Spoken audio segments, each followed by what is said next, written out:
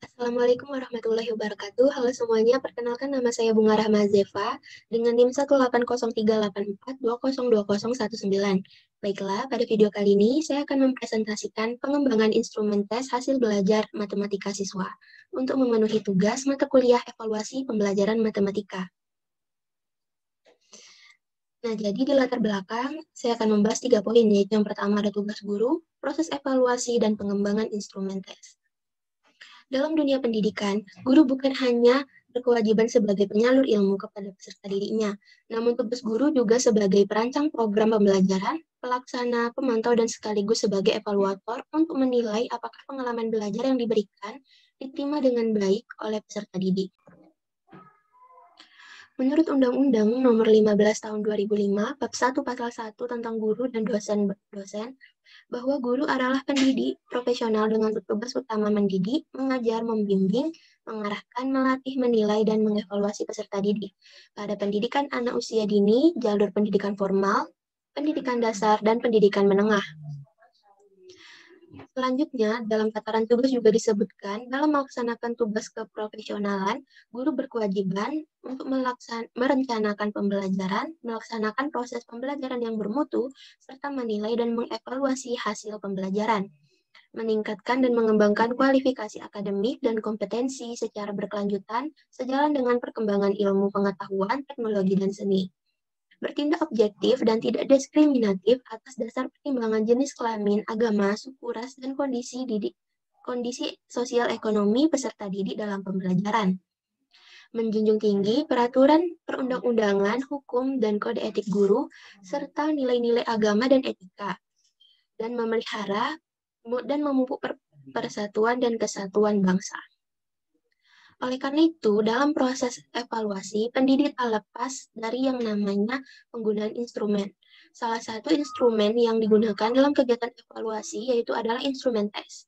Nah, jadi penggunaan tes sendiri dalam dunia pendidikan sudah dikenal oleh masyarakat sejak lama. Tes banyak digunakan untuk mengukur prestasi peserta didik dalam kognitif seperti pengetahuan, pemahaman, aplikasi, analisis, sintesis, dan evaluasi.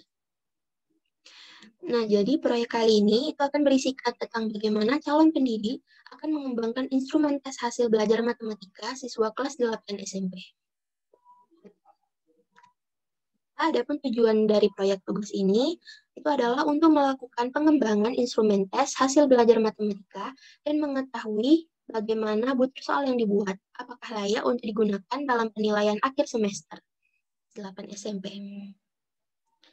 Lalu selanjutnya itu ada tahapan pengembangan instrumen tes. Nah, jadi tahapan yang saya lakukan itu ada 8. Yang pertama, menetapkan tujuan tes. Yang kedua, analisis kurikulum. Yang ketiga, membuat kisi-kisi. Yang keempat, membuat soal. Yang kelima, uji validitas. Yang keenam, uji reliabilitas. Yang ketujuh, uji tingkat kesukaran. Dan yang terakhir, uji daya beda. Jadi kita bahas dulu yang pertama, yaitu menetapkan tujuan tes. Nah, untuk yang pertama ini, sebelum kita mengembangkan instrumen tes, langkah awalnya adalah menetapkan tujuan. Karena tujuan ini penting untuk kita gunakan nanti. Tes ini akan digunakan untuk apa gitu. Nah, jadi jika ditinjau dari tujuannya, itu ada 4 macam tes yang banyak digunakan di lembaga pendidikan. Itu ada tes penempatan, tes diagnostik, tes formatif, dan tes sumatif. Dalam proyek ini, tujuan yang saya tetapkan yaitu untuk mengembangkan instrumen tes hasil belajar matematika siswa untuk penilaian akhir semester kelas 8 SMP. Lalu langkah tahapan yang kedua, saya melakukan analisis kurikulum. Nah, analisis kurikulum dilakukan agar proses pengembangan instrumen tes selalu berpedoman atau mengacu pada kurikulum, yaitu standar kompetensi-kompetensi dasar yang sedang digunakan. Instrumen butir soal yang akan dikembangkan haruslah sesuai dengan indikator pencapaian dari kompetensi dasar yang terdapat dalam standar isi. Nah, jadi saat melakukan analisis kurikulum, untuk melakukan tahap selanjutnya, kita harus menganalisis dulu apakah instrumen tesnya itu sudah berpedoman atau mengacu kepada kurikulumnya. Lalu yang ketiga itu ada tahap membuat kisi-kisi. Nah, kisi-kisi merupakan matriks yang berisi spesifikasi soal-soal yang meliputi pada kompetisi inti, kompetisi dasar, materi, indikator, dan bentuk soal yang akan dibuat. Untuk membuat kisi-kisi ini, kita harus menentukan bentuk tes yang akan kita berikan. Nah, beberapa bentuk tes yaitu pilihan ganda, jawaban singkat, menjodohkan, tes benar salah, uraian objektif, tes uraian non-objektif. Nah, setelah membuat kisi-kisi, lalu kita juga menetapkan indikator soal berdasarkan KD yang digunakan. Lalu langkah selanjutnya itu adalah membuat soal.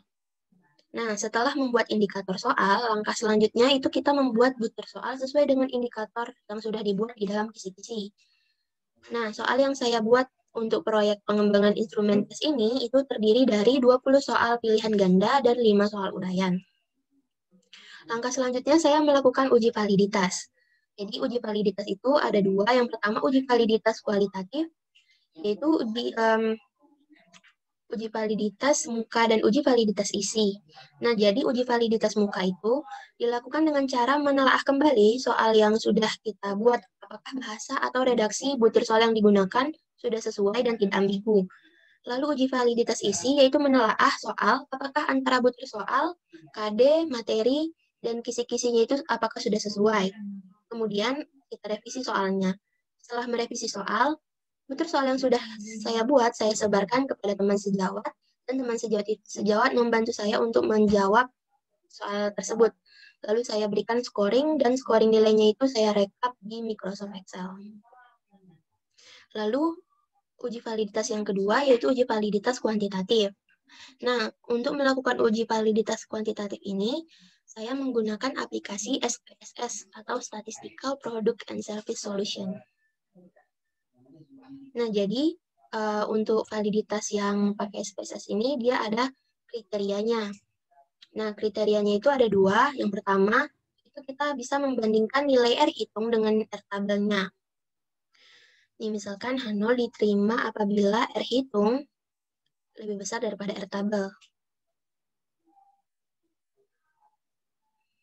Itu berarti dia valid. Begitu juga sebaliknya, jika dia lebih kurang daripada R tabelnya, berarti dia tidak valid. Yang kedua, kita juga bisa membandingkan nilai signifikan dengan probabilitas 0,05. Nah, ini ada 3 kriteria. Yang pertama, jika nilai signifikannya itu kurang dari 0,05 dan percent correlation bernilai positif, maka item butir soal itu valid. Nah, jika nilai signifikannya kurang dari 0,05 dan percent correlation-nya bernilai negatif, maka item butir soal tersebut tidak valid. Lalu yang ketiga, jika nilai signifikan lebih besar daripada 0,05 dan percent correlation bernilai positif, maka item butir soal tersebut tidak valid. Baiklah, jadi ini ada langkah melakukan uji validitas dengan aplikasi SPSS. Yang pertama, kita persiapkan tabulasi data. Nah, tabulasi data yang dimaksud ini yaitu adalah data yang responden dari hasil teman sejawat kita tadi, kita letakkan di dalam file Excel. Lalu kita buka aplikasi SPSS, kemudian klik variable view di bagian pojok kiri bawah program. Pada bagian name dituliskan soal 1 sampai soal 20 dan skor totalnya. Atau kalau mau lebih gampang, bisa di copy paste data yang ada di Microsoft Excel tadi, di copy paste ke dalam variable view di SPSS. Nah, untuk desimalnya kita ubah semua menjadi 0, dan measure-nya pilih scale, lalu yang lainnya kita abaikan saja. Yang kedua, klik data view. Pilih menu analyze, kemudian pilih submenu correlate, lalu pilih bivariate. Nah, yang ketiga, ketika muncul kotak baru, dari kotak dialog bivariate correlation tadi, kita masukkan semua variabel ke kotak variabel itu. Nah, pada bagian correlation coefficient, kita centang yang Pearson-nya. Lalu kita klik OK untuk mengakhiri perintah. Yang keempat, langkah selanjutnya yaitu muncul output hasilnya. Nah, kalau udah muncul outputnya, kita bisa pindahkan ke Excel agar mudah untuk dilihat dan kita interpretasikan hasil datanya tersebut.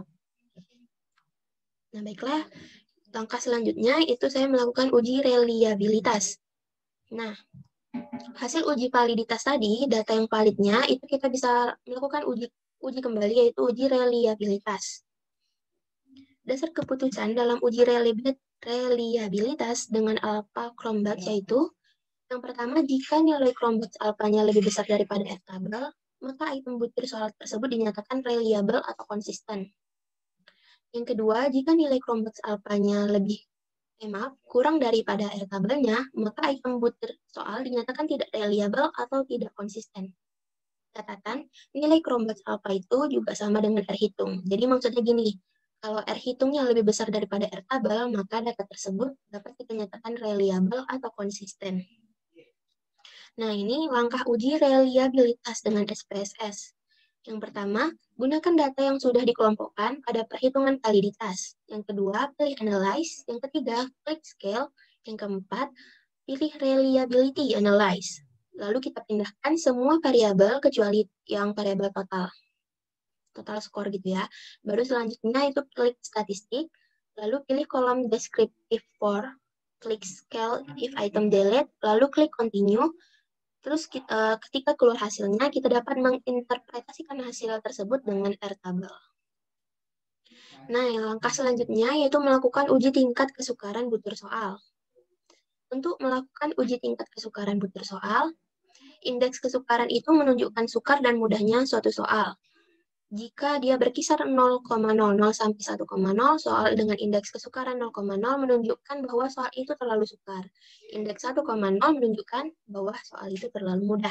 Jadi dia ada indeksnya gitu. Nah, ini langkah uji tingkat kesukaran butir soal dengan SPSS. Yang pertama, gunakan data yang sudah dikelompokkan pada perhitungan validitas. Yang kedua, klik Analyze Descriptive Statistic Frequency. Yang ketiga, pada kotak variabel diisi dengan nomor soal, diisi.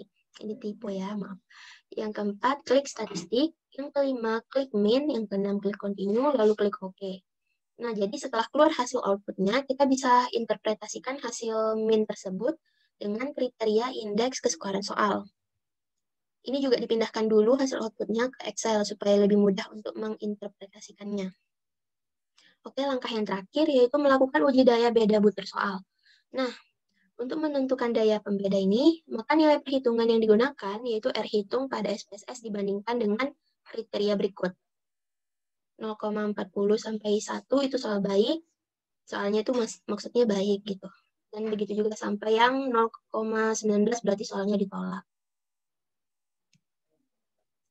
Nah, langkah uji daya beda butir soal dengan SPSS yaitu R hitung dapat dilihat dari nilai percent correlation pada uji validitas. Jadi maksudnya langkah untuk uji daya pembeda ini sama dengan langkah ketika kita melakukan uji validitas tadi.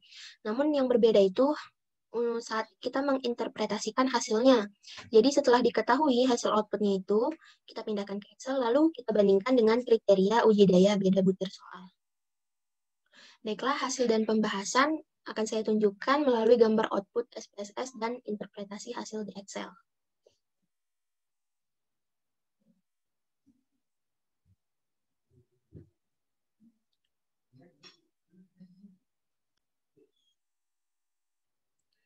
Oke, ini untuk hasil dan pembahasan. Di sini ada data responden yang sudah saya rekap dan sudah diberikan scoring. Untuk hasil uji validitas,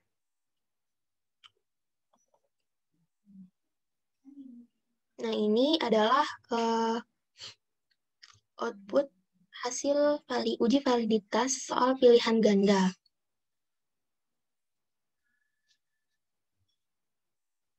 Nah, ini salah satu ini. Nah, ini sampai soal ke-20. Jadi kalau di uji validitas itu yang kita perhatikan bisa dua. Yang pertama bisa percent correlation dan nilai signifikannya. Kemudian data ini saya pindahkan ke Excel agar lebih mudah untuk menginterpretasikan outputnya. Nah, ini sudah saya pindahkan. Lalu kemudian kita interpretasikan hasil uji validitas soal pilihan ganda. Yang nilai percent correlation saya pindahkan ke sini dan ini nilai signifikannya. Nah, yang sudah dijelaskan tadi, inilah dia. Ada 9 soal yang valid dan 11 soal yang tidak valid. Jika kita bandingkan nilai R hitung lebih besar daripada R tabelnya, itu ada 9 yang valid. Begitu juga dengan kalau kita bandingkan dengan nilai signifikan, yaitu yang kurang dari 0,05, itu juga hanya 9 yang valid. Jadi yang valid itu hanya nomor 2, 3, 7, 9, 12, 15, 17, dan 18, dan 20. Ini yang untuk pilihan ganda. Nah, ini hasil output uji validitas untuk soal uraian. Ini kita pindahkan juga ke Excel supaya lebih mudah menginterpretasikannya. Nah, ini dia. Jika kita lihat pengujiannya dari kriteria yang sudah dijelaskan tadi, hitung lebih besar daripada R tabel. Semuanya itu valid kelima soalnya. Begitu juga dengan nilai signifikan yang kurang dari 0,05, maka soal tersebut valid. Nah, ini bisa dilihat semuanya itu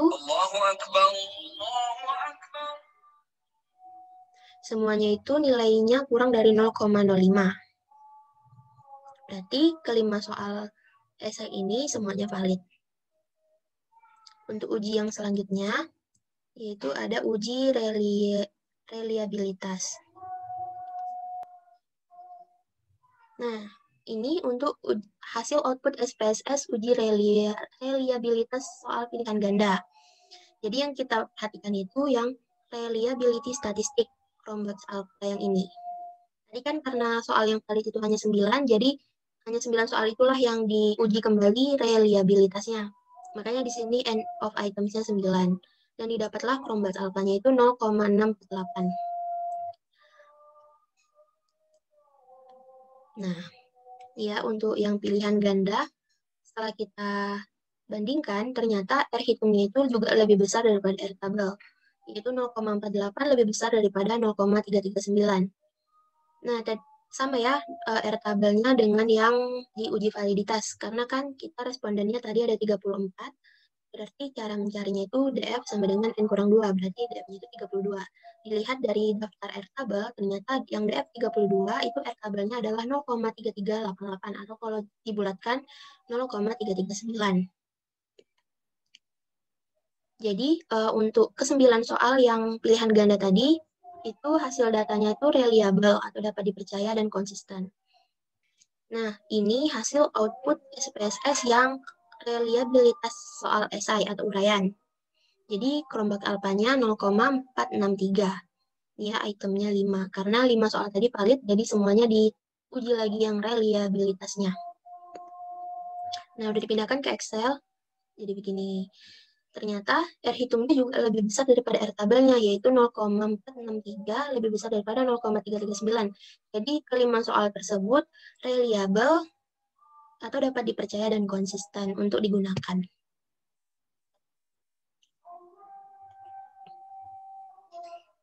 Nah, hasil uji selanjutnya, yaitu ini ada gambar output SPSS untuk tingkat kesukaran soal pilihan ganda. Nah, yang frekuensi ini dipindahkan ke dalam Excel. Ini ya. Dari soal 1 yang minnya 0,97 diletakkan di sini, sampai soal nomor 20 yang 0,7 yang paling terakhir. Nah, kriteria pengambilan keputusannya seperti yang sudah dijelaskan sebelumnya, kita bandingkan dengan tabel indeks tingkat kesukaran. Setelah dibandingkan, ternyata bervariasi. Ada yang sangat mudah, ada yang mudah, ada yang sedang juga tingkat kesukarannya. Nah, jadi hasil yang didapat dari 20 soal butir pilihan ganda, untuk tingkat kesulitan sangat mudah, itu ada 8 soal, yaitu nomor 1, 2, 5, 10, 12, 15, 16, dan 18. Untuk tingkat kesulitan mudah, itu ada 10 soal. Itu nomor 3, 4, 6, 7, 8, 11, 13, 14, 17. Dan untuk tingkat kesulitan sedang, itu ada 2 soal, yaitu nomor 19 dan nomor 20.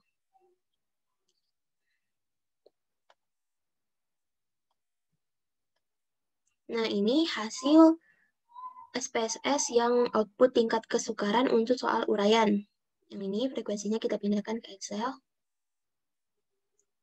Nah, ini. Min-nya yang soal pertama 3,65, yang soal kedua 3,82, dan seterusnya dipindahkan ke sini.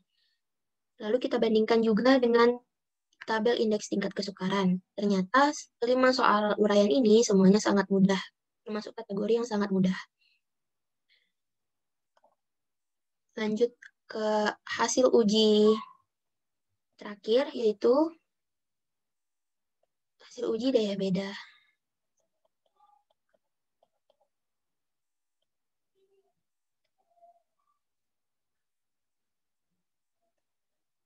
Nah, untuk hasil uji daya beda ini, seperti yang sudah saya sebutkan sebelumnya, dia tuh sama caranya dengan uji validitas, hanya interpretasinya yang berbeda. Karena kan interpretasinya dibandingkan dengan kriteria yang sudah dijelaskan sebelumnya. Jadi, sama kayak tadi uji validitas, hasil yang si pilihan ganda itu sama. Nah, esai juga sama. Kita pakai yang tadi juga, yang correlation tadi juga. Pindahkan ke dalam Excel.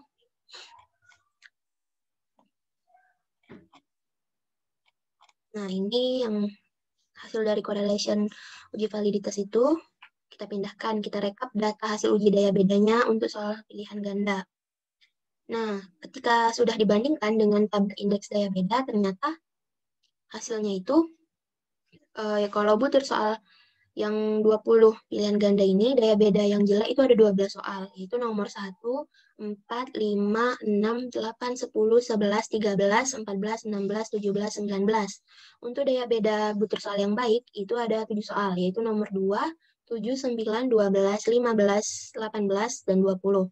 Sedangkan daya butir soal yang cukup itu hanya nomor 1, itu hanya 1 soal, yaitu nomor 3, ya, yang cukup. Untuk yang soal uraian, ya sudah dipindahkan hasil yang seperti uji validitas tadi. Nah, ini dia rekap data hasil uji daya beda butir soal uraian atau esai. Ketika dibandingkan dengan si indeks daya beda tadi, ternyata hasilnya itu yang nomor soal 1, 2, 3, dan 5 itu baik, sedangkan yang nomor 4 itu baik sekali.